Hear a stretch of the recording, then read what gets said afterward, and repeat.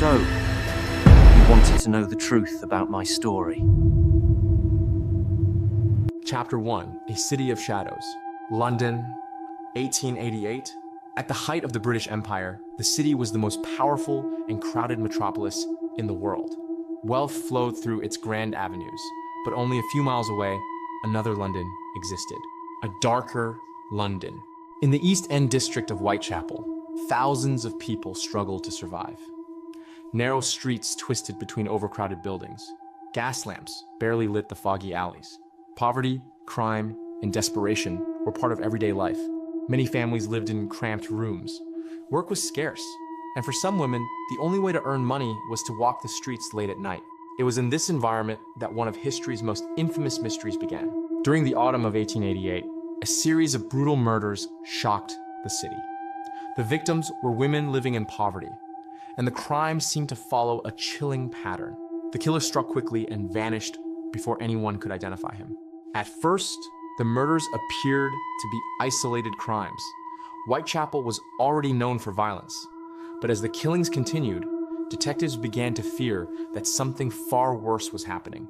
A serial killer was hunting in the streets of London. Soon, newspapers across Britain began reporting on the mysterious crimes. Crowds gathered near crime scenes.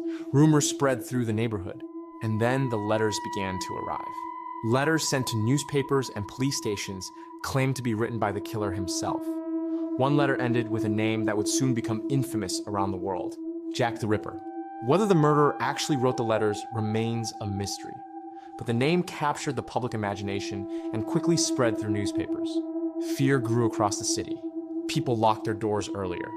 Women refused to walk alone after dark. Police officers increased patrols across Whitechapel. Detectives interviewed witnesses and searched for clues. But the killer seemed to disappear into the fog each time he struck. More than 130 years later, the identity of Jack the Ripper remains unknown, and the story of his crimes still haunts history. Chapter 2, The First Victim. The nightmare began on the early morning of August 31st, 1888.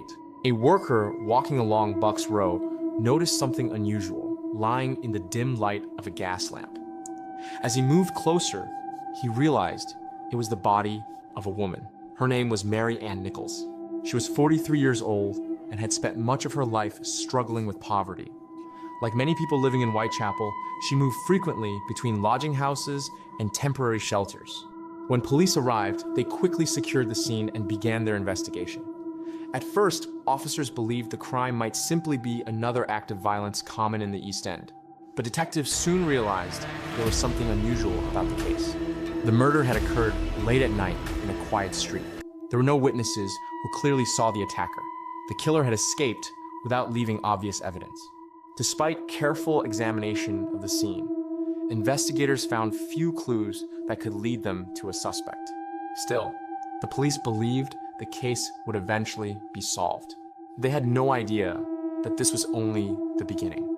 Just over a week later, another woman would be murdered in Whitechapel. And this time, detectives would begin to suspect that the crimes were connected. A pattern was emerging, and the city of London was about to face one of the most terrifying mysteries in its history. Chapter 3, The Pattern of Terror. Only 8 days after the murder of Mary Ann Nichols, the body of another woman was discovered. Her name was Annie Chapman.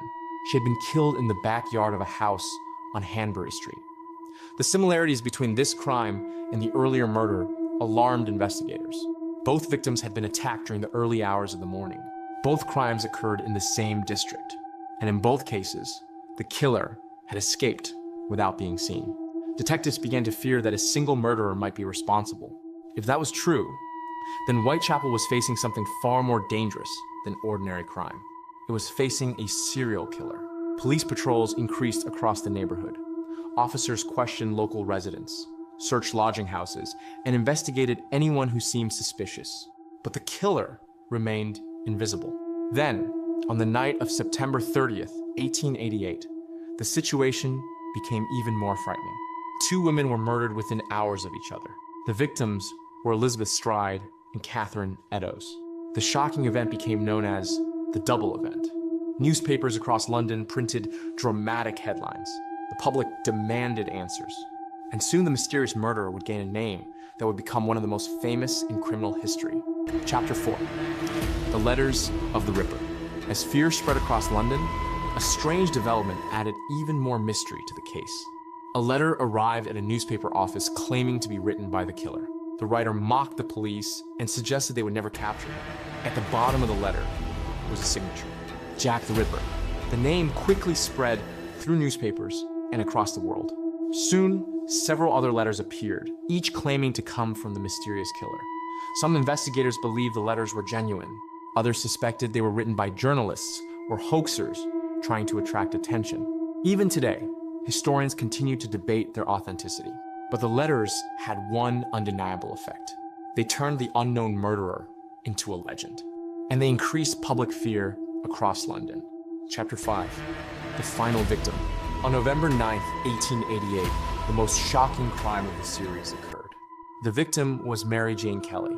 Unlike the previous victims, Kelly was killed inside her own room in Whitechapel. When police entered the small apartment, they found a deeply disturbing scene that shocked even experienced detectives. The murder appeared more violent than the earlier crimes. But after this event, something strange happened. The killing stopped.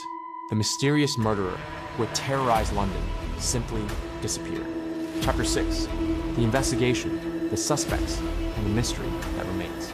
By the end of 1888, the murders in Whitechapel had shaken London to its core. Newspapers demanded answers.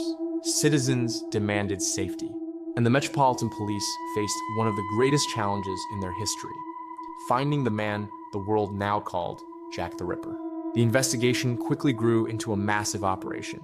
Detectives and uniformed officers patrolled the East End through cold nights and thick fog. Witnesses were questioned. Lodging houses were searched. Anyone who seemed suspicious was brought in for questioning. But investigators faced a devastating problem. In 1888, the science of forensic investigation barely existed. There were no fingerprint databases, no DNA testing, and no reliable way to preserve crime scenes. Often, curious crowds gathered at locations where victims were discovered before officers could secure the area.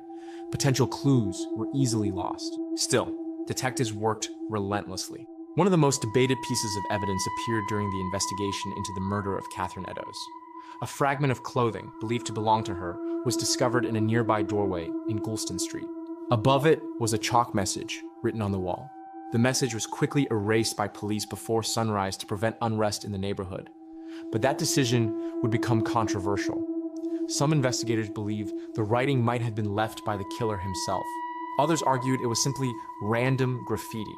The truth remains unknown. As months passed, several suspects emerged. One was Montague John Druitt, a schoolteacher whose death shortly after the murders raised suspicions among investigators. Another suspect was Aaron Kosminski, a barber living in Whitechapel who was later admitted to an asylum. Other theories suggested the killer might have been a butcher familiar with knives, a doctor with anatomical knowledge, or even a sailor who moved through the docks unnoticed. But none of these suspects were ever proven guilty. The case slowly grew colder. Over the decades, historians and criminologists have revisited the mystery countless times, studying police records, witness statements, and newspaper archives from the time. Much of what we know about the case comes from historical documents preserved in the Metropolitan Police files, reports from the City of London Police, and contemporary newspaper coverage, such as The Times and the Illustrated Police News. Yet, despite all this research, the identity of Jack the Ripper remains unknown. Perhaps the truth disappeared into the foggy streets of Victorian London. Or perhaps the real killer was someone no one ever suspected. And that question still lingers more than a century later. Who was Jack the Ripper?